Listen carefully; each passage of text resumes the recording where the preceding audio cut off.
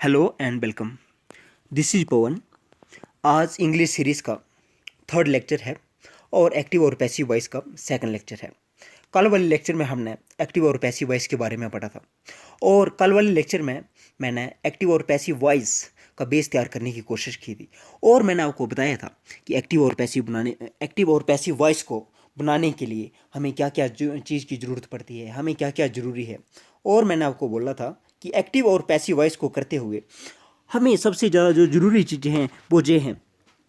हमें subject, object, ये चीज़ें बहुत ज़रूरी हैं। हमें सब्जेक्ट का होना, object, verb, transitive verbs, intransitive verbs, मैंने ये चीज़ें बताई थी। और मैंने आपको बताया था अगर हमें कोई भी सेंटेंस हो वहाँ पे सब्जेक्ट और वर्ब का होना बहुत ही ज़रूरी है। अगर सब्जेक्ट और वर्ब होगी तभी हमें सेंटेंस मिलेगा। कहीं कहीं हमें ऑब्जेक्ट का भी इस्तेमाल करना पड़ता है, लेकिन अगर ऑब्जेक्ट ना भी हो तो भी सेंटेंस का काम चल जाता है। वो क्यों? क्योंकि कई बार वर्ब्स को ऑब्जेक्ट की ज़रूरत नहीं पड़ती और जिन वर्ब्स को ऑब्जेक्ट की ज़रूरत नहीं पड़ती उनको हम बोलते हैं इंट्रांजिटिव वर्ब्स। लेकिन जिन वर्ब्स को हमें ऑब्जेक्ट की ज़रूरत पड़ती है उनको बोलते हैं ट्रांजिटिव वर्ब्स। मैं ये क्यों बता रहा हूँ? मैं इसलिए बता रहा हूँ क्योंकि अगर एक्टिव को पैसिव वॉइस करना है तो हमें ट्रांजिटिव वर्ब्स का होना बहुत ही ज़रूरी है। अगर ट्रांजिटिव वर्ब्स नहीं होगा तो हम एक्टिव का पैसिव वॉइस नहीं कर पाएंगे। और मैंने आपको बताया था कि हमें सबसे पहले ज़रूरी है, अगर हमें एक्टिव का पैसिव करना होगा तो हमें सब्जेक्ट का ऑब्जेक्ट करना होगा और ऑब्जेक्ट को सब्जेक्ट करना होगा और वर्ब की कोई भी फॉर्म होगी हमें थर्ड फॉर्म ही इस्तेमाल करनी है, हमें थर्ड फॉर्म ही लगानी है। सब्जेक्ट, ऑब्जेक्ट और वर्ब, इन तीन वर्ड्स का हमें खास ख्याल रखना पड़ेगा। और एक और बात मैंने आपको बोली थी, एक्टिव और पैसिव वॉइस में फ़र्क क्या है। एक्टिव वॉइस जो होता है इसमें हम क्या करते हैं, इसमें हम सब्जेक्ट पे बहुत ज़्यादा जोर देते हैं, सब्जेक्ट पे फोकस करते हैं, जो काम करने वाला हो हम उस पर फोकस करते हैं।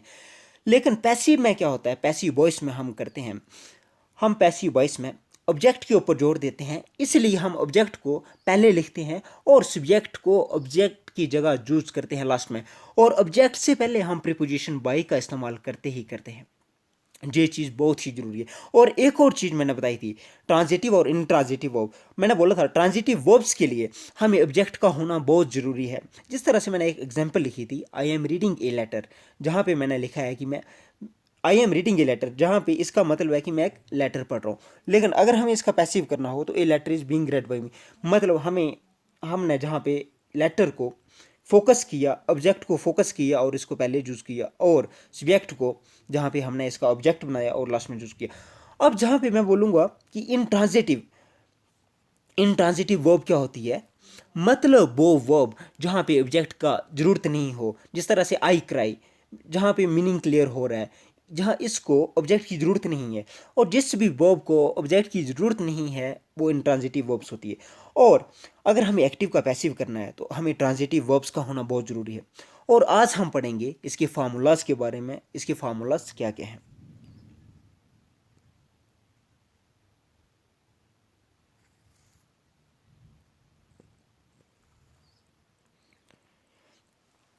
तो चलिए इसके फार्मूलाज के बारे में बात करते हैं। तो सबसे पहले फार्मूला है इसका प्रेजेंट सिंपल का।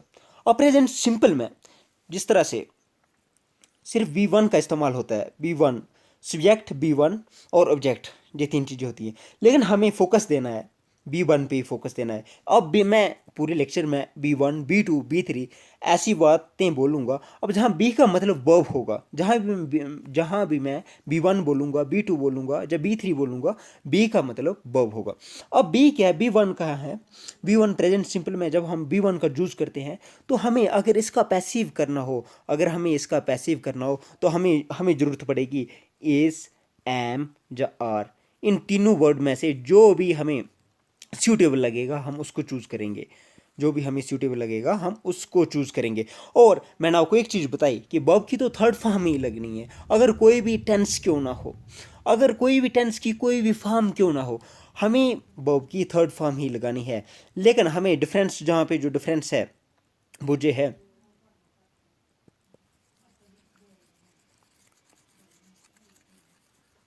अगर हम जहाँ पे सिर्फ डिफरेंस की बात करें कि हमें एक्टिव को पैसिव करने में जहाँ पे क्या देना पड़ा, या क्या हमने ज़्यादा चूज़ किया, अलग से क्या चूज़ किया, तो वो ये है प्रेजेंट सिंपल में जिस तरह से बी वन का इस्तेमाल करते हैं हम, लेकिन अगर हमें इसका पैसिव करना हो तो हम क्या करेंगे, हम इज एम या आर जे लगाएंगे प्लस बी3 लगाएंगे। ये चीज़ें तो बहुत ज़्यादा ज़रूरी हैं, इज एम और ये तीनों चीज़ें बहुत ज़्यादा ज़रूरी हैं अगर हमें एक्टिव को पैसिव करना है। ये इन चीज़ों को तो हम लगाएंगे। साथ में वर्ब की थर्ड फॉर्म तो लगानी ही लगानी है, क्यों, कोई भी सेंटेंस क्यों, कोई भी टेंस क्यों ना हो, वहाँ पे हमने अगर एक्टिव का पैसिव करना है तो वर्ब की थर्ड फॉर्म तो लगेगी ही लगेगी। अगर प्रेजेंट सिंपल में पैसिव करना है तो इज एम आर वहाँ पे यूज होगा ही होगा। दूसरे नंबर पे मैं आपको बताऊंगा प्रेजेंट कंटिन्यूस का। अब देखिए प्रेजेंट कंटिन्यूस में क्या होता है, अगर कोई सेंटेंस इस तरह का हो प्रेजेंट सिंपल, मैं अज्यूम करता हूँ कि आपको टेंसेस आते होंगे, अगर नहीं भी आते हैं तो मैं आपको अभी फार्मूला से बता देता हूँ, आने वाले लेक्चर्स में हम टेंसेस के बारे में भी पढ़ेंगे। तो मैं अभी के लिए बताता हूँ कि प्रेजेंट कंटिन्यूस में फार्मूला क्या होता है। प्रेजेंट कंटिन्यूस जिस तरह से जहाँ पे होता है इज एम आर, जे लिखा हुआ है is am are plus V one plus I N G. अगर ये चीज़ें हूँ तो हमें क्या क्या यूज़ करना चाहिए, अगर ये चीज़ें इस्तेमाल की हूँ, अगर इसका हमें पैसिव वॉइस करना हो, अगर किसी सेंटेंस में हमें इज एम आर और V one plus I N G इस तरह का सेंटेंस हमें मिलेगा और उसको हमें पैसिव में चेंज करना है, तो हमें कुछ नहीं करना बल्कि बीइंग का यूज़ करना है, इनके साथ में बीइंग का यूज़ करना है और वर्ब की थर्ड ही फॉर्म लगानी है, और ज़्यादा कुछ यूज़ नहीं करना है। अगर प्रेजेंट परफेक्ट की हम बात करें, अब प्रेजेंट परफेक्ट क्या है, प्रेजेंट परफेक्ट में अगर किसी भी सेंटेंस में ये दो तीन वर्ड यूज़ किए हुए हों, हैज़ हैव, जब बी3 यूज़ हुआ हो तो हमें क्या करना है, हैज़ हैव लगा हो तो हमें उसके साथ एडिशन कर देनी है, हमें बीन लगाना है और वर्ब की थर्ड फॉर्म लगानी है। वर्ब की थर्ड ही फॉर्म लगेगी, अगर कोई भी टेंस क्यों नहीं हो, कोई भी सेंटेंस क्यों ना हो, अगर हमें एक्टिव का पैसिव करना है तो वर्ब की थर्ड फॉर्म।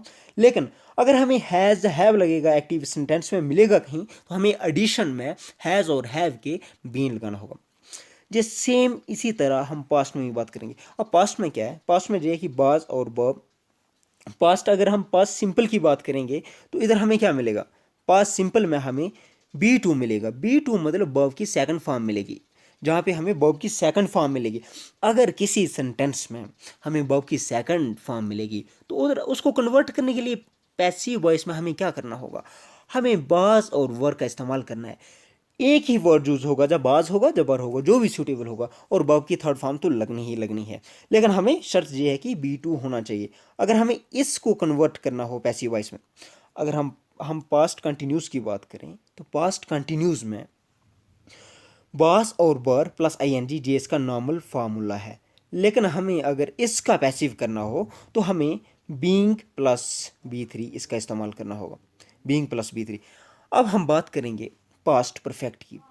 अब पास्ट परफेक्ट क्या है, और पास्ट परफेक्ट का जो नॉर्मल फार्मूला है, जो मेन चीज़ें जहाँ पे यूज़ होती हैं वो तो हैड और बी3 है।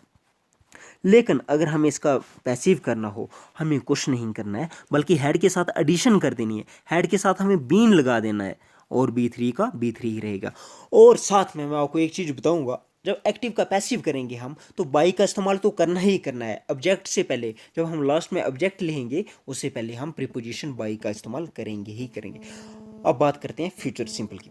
अगर हम फ्यूचर सिंपल के सेंटेंसेस को कन्वर्ट करना हो पैसिव में, तो जहाँ पे हम यूज़ करेंगे, जहाँ पे हमें यूज़ करना है बिल और शेल के साथ एडिशन में बी का इस्तेमाल करना है और साथ में बी3 का इस्तेमाल कर देना है।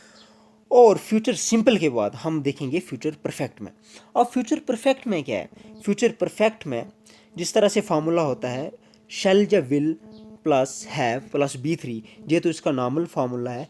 लेकिन जब हम इसको कन्वर्ट करेंगे पैसिव में तो हमें एडिशन में बीन लगाना पड़ेगा और बी3 लगाना पड़ेगा। चलो कुछ सेंटेंसेस की मदद से हम इन सभी फिक्रों को समझेंगे और एक एक करके बहुत अच्छी तरीके से समझेंगे। सबसे पहले हम बात करते हैं प्रेजेंट सिंपल टेंस की। और प्रेजेंट सिंपल टेंस में अगर कोई भी एक्टिव वॉइस होगा उसको हमें पैसिव करना है, तो मैंने आपको बताया था हमें इज या एम या आर का इस्तेमाल करना पड़ेगा और हमें वर्ब की थर्ड फॉर्म लगानी है। तो जिस तरह से ये है ही राइट्स ए लेटर, वो खत लिखता है, ये एक सेंटेंस है, इसको हमें पैसिव करना है। तो जहाँ पे क्या है, हमें पता चल गया कि ये सिंपल है। अब सिंपल में हमें क्या करना है, हमें यूज़ करना है इज का यूज़ करना है, जो एम का जो आर का जो भी सूटेबल हो, लेकिन जहाँ पे सूटेबल क्या था, जहाँ पे सूटेबल इज है, इसलिए हमें इज का इस्तेमाल किया और साथ में हमने B3 लगा दी। वर्ब की थर्ड फॉर्म तो लगेगी ही लगेगी। उसके बाद जो मैं आपको बोल रहा था कि हमें प्रीपोजिशन बाय का इस्तेमाल करना है। अब जी हिम क्या है, जहाँ पे ऑब्जेक्ट है, कोई भी पैसिव वॉइस में हमें ऑब्जेक्ट से पहले हर हाल में हमें बाई का इस्तेमाल करना है। अगर हम बाई का इस्तेमाल नहीं करेंगे तो हमारे सेंटेंसेस इनकरेक्ट हो जाएंगे। और हम दूसरा सेंटेंस लेते हैं, जिस तरह से he doesn't write a letter, कि वो खत नहीं लिखता। अब जहाँ पे हमें पता चल गया कि राइट है और जो simple past simple present simple है, तो इधर भी हम इज या एम या आर जो भी सूटेबल होगा उसका चूज करेंगे और फिर B3 का इस्तेमाल कर देंगे और साथ में बाई तो लगेगा ही लगेगा, प्रीपोजिशन बाई तो लगनी ही लगनी है ऑब्जेक्ट से पहले। इसके बाद मैं आपको थोड़ी एक दो एग्जांपल और दूंगा, वो जो है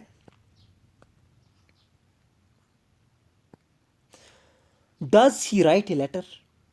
अब जहाँ भी हमें पता चल गया कि ये सेंटेंस जो है प्रेजेंट सिंपल का है और इसको चेंज करने के लिए हमें इज या एम या आर की जरूरत पड़ेगी, और हमने इज लगा दिया, जहाँ पे वर्ब की थर्ड फॉर्म लगा दी और ऑब्जेक्ट से पहले हमने बाई का चूज कर दिया। और सेम इसी तरीके से ये दो एग्जांपल्स भी हैं, जहाँ पे एम का यूज़ हो रहा है, जहाँ पे आर का यूज़ हो रहा है, और B3 का जहाँ पे यूज़ हो रहा है, B3 का बाई जहाँ पे लग रहा है, बाई जहाँ पे लग रहा है। हमने अभी तक पढ़ दिया प्रेजेंट सिंपल। अब हम पढ़ेंगे प्रेजेंट कंटिन्यूस के बारे में। उसको अगर हमें कन्वर्ट करना हो, उसके सेंटेंसेस को अगर हमने कन्वर्ट करना हो पैसिव वॉइस में, तो हम किस तरह से करेंगे। तो जिस तरह से ये देखिए, जहाँ पे सेंटेंस लिखा हुआ है she is singing a song, अगर किसी को टेंसेस आते हैं तो उनको पता चल जाएगा कि ये सेंटेंस जो है ये प्रेजेंट कंटिन्यूस का है। लेकिन कोई बात नहीं, अगर आपको टेंसेस नहीं भी आते हैं तो मैं आपको ट्रिक बताता हूँ, आपको बस वो याद करना होगी और उससे आपको पता चल जाएगा कि ये कौन सा सेंटेंस है। जहाँ पे हम देख रहे हैं कि she is singing a song, अब सिंगिंग हमें पता चल गया कि ये प्रेजेंट कंटिन्यूस है।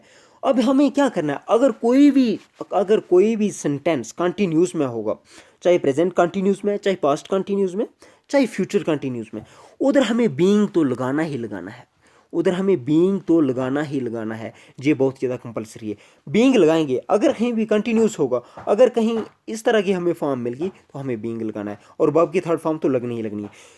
ये इस तरह का फार्मूला जो है वो हर एक सेंटेंस में इम्प्लीमेंट होगा। अब हम बात करेंगे पास्ट प्रेजेंट परफेक्ट की। और प्रेजेंट परफेक्ट में क्या है, जिस तरह से मैंने आपको बताया था कि प्रेजेंट परफेक्ट में जिस तरह नॉर्मल जो फार्मूला है हैज़, जो हैव के साथ हम क्या करते हैं, B3 का इस्तेमाल करते हैं, B3 का इस्तेमाल। लेकिन अगर हमें इसको कन्वर्ट करना हो, अगर हमें इसको कन्वर्ट करना हो पैसिव में, तो हम क्या करेंगे, हम addition in addition to has have हम लगाएंगे, जहाँ पे बीन लगाएंगे, जहाँ पे बीन लगाएंगे और उसके बाद B3 लगाएंगे, फिर बाई और उसके बाद हम लगाएंगे।